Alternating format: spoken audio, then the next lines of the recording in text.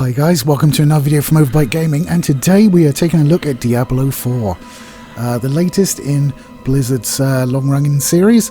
My personal experience started with Diablo 2. I didn't play the first one until relatively recently when they released it for 3 on their website. So I have played pretty much all of the Diablos, including Diablo Immortal, although not for very long in that case. I could see the cracks in it, which means any long-term investment would encouraged me to make a financial investment as well, which I wasn't up for doing. But Diablo 4 is now released. It is, to put right at the front, it is a good Diablo game. I'm very used to 3, having played that probably more than any other. I've completed that one like numerous times, so I've gotten used to sort of 3's way of doing things, and it is a little bit different in Diablo 4, which makes me sort of not like it, but it's kind of, I'm not used to it, if you know what I mean. I'm more used to the way Diablo 3 does things.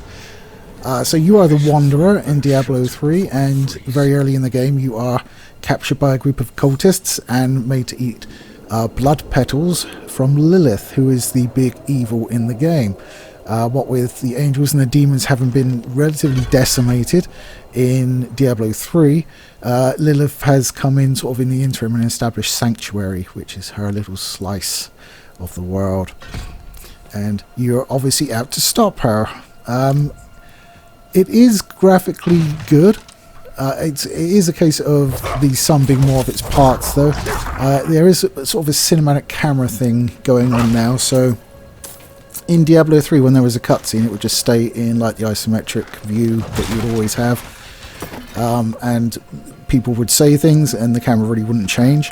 Outside of the obviously beautiful Blizzard cutscenes that are just legendary anyway, but they're just video, they're not in-game assets or anything. In this though, it will zoom in on your character and you will see your character doing things. The character creator is quite good. So there's that, but when it does zoom in and you get a bit closer, you're able to nitpick some of the assets that look great when it's all zoomed out, but when you're in on it quite close, you can see it wasn't really intended to be viewed that closely. I think StarCraft 2, when it zoomed right in on a character's face or on a glass or something like that in the cutscenes, and you could tell it wasn't as high res as it would have been, so it's obviously not been done for that scene. It's been done for the overall, and they've just zoomed in on it. It's relatively minor nitpick. It doesn't break immersion or anything like that, so and you will be looking at the overall picture for most of the time anyway, and that looks good. It's really atmospheric. It captures the different biomes well, in the fact that you'll have like desert and snow and grassland and stuff like that, but it also transitions well. There's never like oh god, I've just gone in the snow region, haven't I? It's very gradual, and then all of a sudden you'll be like, oh, I'm in the snow region, kind of thing. There are mounts in the game. These are customizable, and you will unlock them as part of the main storyline. I haven't gone back through yet, so don't know if... I believe it's supposed to unlock it from the start for the rest of the game, the characters on your account. It certainly does do this for other unlockables, such as you're able to increase the amount of health potions you hold. That will carry across, as will extra skill points for doing certain things in the region. That will also carry across to other members of your account. The game does level scale across the board, so you will never be going through a level where everything just melts if you look at it harshly. So what it's doing is it's encouraging playthroughs to not necessarily have to go through the campaign again. If you don't want to, you can just go to the various procedurally generated dungeons and do those and sort of get loot and do kind of like endgame stuff, but more at the start, because as I said, everything level scales with you. It is always online, unfortunately, and this is probably my biggest complaint, in the fact that I've noticed quite a lot of rubber banding in it. If you don't know what rubber banding is, it's where your game moves faster than the server, and so the server sort of resets. So you may have run like 20 meters to the right, and all of a sudden you're back where you started from. It also happens during combat occasionally. So he'll be pounding on something and it's doing nothing to him. There's no change in the health bar. You're not getting hit. He's not getting hit. And then all of a sudden it will just update and he's almost dead. You're almost dead. You know, because you've missed basically out that section of gameplay. And it really was a thing that was more affecting MMOs. This is the first time I've really seen it in well, not a single player game, but a multiplayer game that doesn't really need to be online if you don't want to play multiplayer, but it is. The most egregious problem with it is the cash store. You can buy strictly cosmetic items. They all look cool though, so there is like kind of an urge to get them because they look so cool. But the price of them is ridiculous. So I'm trying to remember. I think like one of them is like 2,800 platinum. Platinum is the premium currency. So I was like, okay, 2,800 platinum. I have none. As far as I know, there's no way to earn it in game. So I went and had a look at how much the platinum costs. And you can buy 2,500 platinum, which is currently at plus 300. So you can buy 2,800, which is enough. And that will cost you about 22 quid. Which seems a lot for a skin, if you ask me. But the thing is, the plus 300, that might just be like an introductory offer type thing. That might go away. In which case you'd have to buy the 2,500 that it was originally priced at for £22. And then some extra on top. Which is a really sneaky bastard way of making you spend more money. Just pricing it slightly higher than one tier of your currency. So you have it by the next tier or by a lower tier in addition. Don't like that. Don't like the cost of the cosmetics. Even though they do look cool.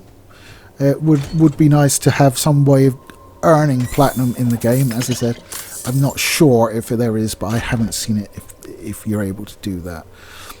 The skilling works slightly differently. In Diablo 3, you just go through and then every few levels you'd unlock like the next skill or the next sort of modifier for the skills that you've already previously unlocked, and you go through and you just highlight which ones you want to use.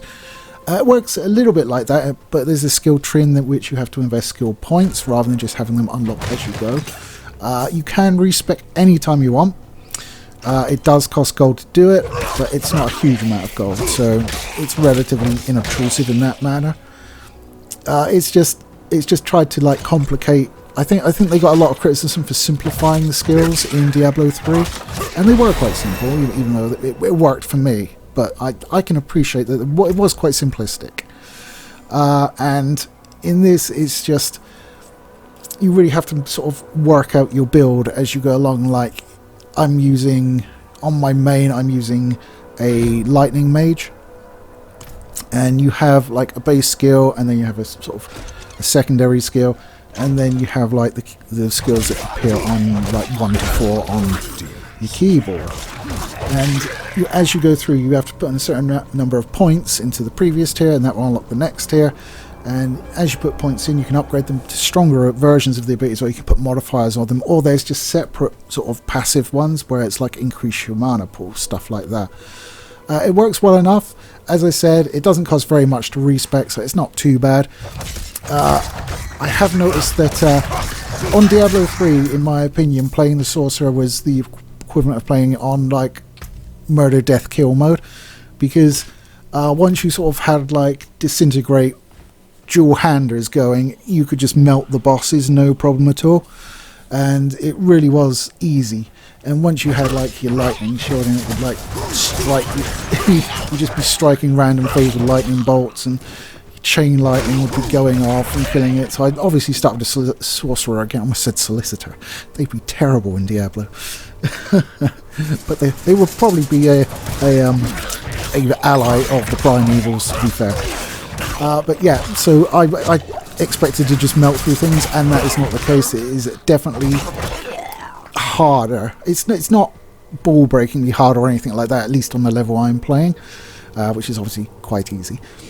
But it's not as easy as Diablo 3 was, so there's more challenge. You need to have more awareness of where you are. You can't just go in toe-to-toe. You actually have to worry about moving. I have noticed that I mean, what I could do in Diablo 3 is have a whole load of like equipment that just makes me heal really quick. It doesn't seem to be that effective in Diablo 4, having that sort of thing going on. You will need to rely more on your potions, and it's not like in Diablo 3 where you just have one potion that would refill and then you pick up health globes as well. No, you're limited to the amount of potions you can hold, and the equivalent of the health globes that drop are potion refills. You can upgrade the efficacy of the potion as you go through, and you can also increase the amount of potions that you hold. It is a great game, as I said. I did the server, what was it, the server rush or whatever it was called, where they were basically stress testing. So I played that because I pre-ordered at that point. So I did like 5 out of the 6 characters, or 4 out of the 5 characters, I can't remember, just to test them out. So like the early going of the game for me, when I actually got the release, was pretty friggin' boring because I'd done it like 4 or 5 times before. But as you go through, a lot more stuff opens up. There always seems to be something new that's been introduced to it as you go through. There's never really anything too boring. There's dungeons. The first time you go through, it will unlock a benefit for a specific class, but you can rerun them for loot. They are procedurally generated, so you know it's not as tailored an experience as the main quest line is. You might find that it's just like, oh yeah, it's this random abominable fallen thing that I've fought hundreds of times before, again as the main boss, so we'll just melt him there. There's also things called basements, which is just a little tiny dungeon. It's like a straight bit that turns off into a main room. You kill everything in there and then it drops a chest.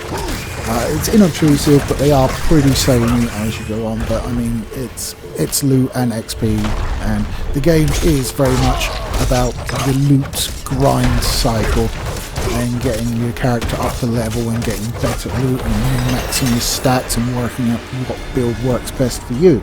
And in that respect, it is fantastic. It gives you so many options and really does allow you to like really dig in to the customization of your character's abilities. And as I said, you might find a bit of loot that really makes you think maybe I should respec, because this gives me this amazing benefit if I'm doing it this way and using this skill, and maybe I should respec and just throw everything into it. Late game you can take stuff out of legendaries and put them in other equipment that you prefer to have and stuff like that. Good news as well, gem Sudoku is in there. If you know, you know. I'll tell you, because even if you don't, like in the stash you have your little rows of jewels and they're various like, oh crap, a little bit less crap, sort of working up, and you just keep stacking them in there and upgrading them, and it possibly is my favourite part of any Diablo game. But yeah, it's in there, so don't worry about that. You can still rearrange your jewels in your stash.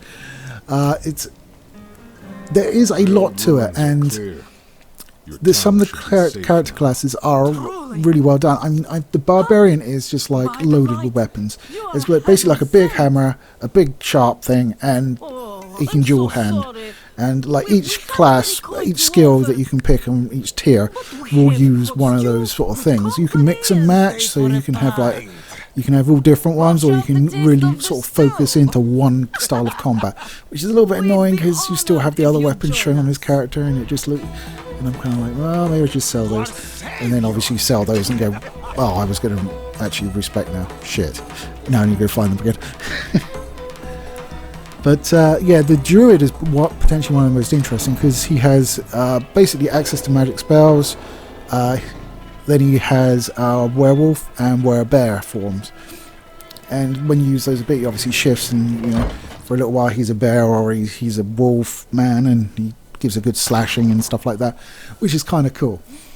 I'm not gonna lie, I did play him in the server rush, but I haven't played in the main game. As I said, my main is a sorcerer, and I'm playing the barbarian in the footage you're seeing now, because I just want to capture some early game stuff that wouldn't give too much away. This is the thing that I've done millions of times, so I was quite happy with like the challenge of it. It was not a problem. As I said, it is a little bit more challenging.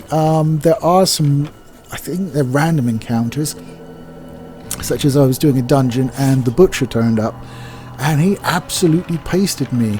I think I died about 3 times taking him down, and this is on like an easy difficulty. It's not like I'm there to be challenged. I'm there to fulfill my Diablo God complex. So that was a bit of a shock. in the fact that he was so easily able to kill me. Some of the bosses have almost insta-kill abilities, but there's always a way around them. There's one where you fight with an ally and he puts up a shield, and you have to get your ass under the shield before the attack goes off and like damn near murderizes you. I was taken by surprise the first time it happened. Second time it happened, I was like, oh, okay, I do this. So there's always a way around. You have to, as I say, you have to be more aware of where you are in combat.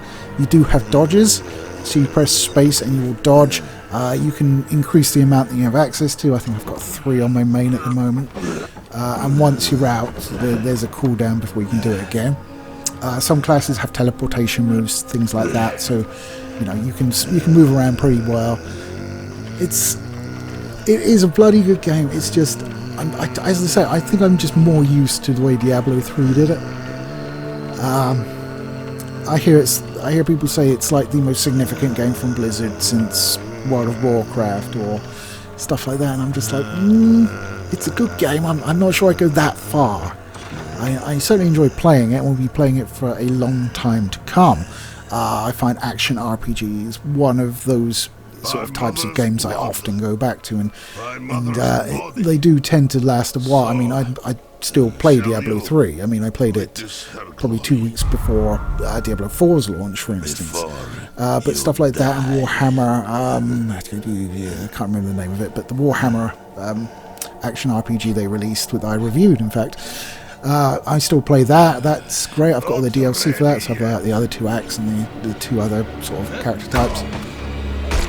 So, yeah, I mean, I think it's because, like, action RPGs you can really do, like, in little bite-sized pieces. In the fact that you can just go in and just do one quest or a couple of dungeons or, you know, something like that. Get a bit of XP, a bit of loot, and then turn it off. But the trouble is, with a lot of these, they are quite addictive. Like, you will go and play it and you'll be like, okay, right, well, we'll just do this next one and then we'll stop because I really should play this or that. And then you're still playing it like 4 hours later. So, I guess that could be construed as a good thing or a bad thing depending on your point of view. But Diablo 4 is a good example of an action role-playing game. It certainly does the loot and the gameplay well. Tons of customization. As I say, like min-maxes are going to be in absolute hog's heaven here with the amount of options they have to vary their characters' abilities and their loadouts and, you know, how the loot affects those. So it's really good for that. For me, where it's just I want to go in and bash some stuff, it's perhaps slightly less good than Diablo 3 because it is more challenging, so it's less of a casual experience, I want to say. I don't consider myself a filthy casual in any regard, but I do think you get a good game like that where you can just like go in and just like kill hundreds of bad guys, and I think it's a nice sort of de-stressor from modern life, and I don't quite get that from Diablo 4 because they're a little bit more hardy than I would like sometimes. I think that's just me being a pussy though, so whatever. Diablo 4 then. Short answer is, it's a great game, it's worthy of the name, it is. I think this was what we were all hoping for when they unfortunately announced Diablo Immortal. And don't buy anything from the cash shop. It's just a rip-off, man. They look nice, but there's a ton of like looks already in the game that you can get. One of the things they are doing now, instead of like wearing it, you actually have to salvage a piece to get that item as a transmog. So you'll go to the salvager and it'll have like a pickaxe icon on it if you need to salvage it in order to get that transmog, and it won't if you've already gotten it. And then you can go to the mirror and you can say, okay, I want to look this, and this. And the sorceress does have a rather nice side boob top. So I was wearing that for a while, even though it looked kind of parky out. But oh well, she can suffer for my sins. Let's just put it that way. Anyway guys, that's been my review of Diablo 4. I'm enjoying it immensely. I'm probably going to play it as soon as I finish this video. So if that doesn't tell you what you need to know about it, I don't know what will. Anyway guys, you take it easy, and I'll catch you next time.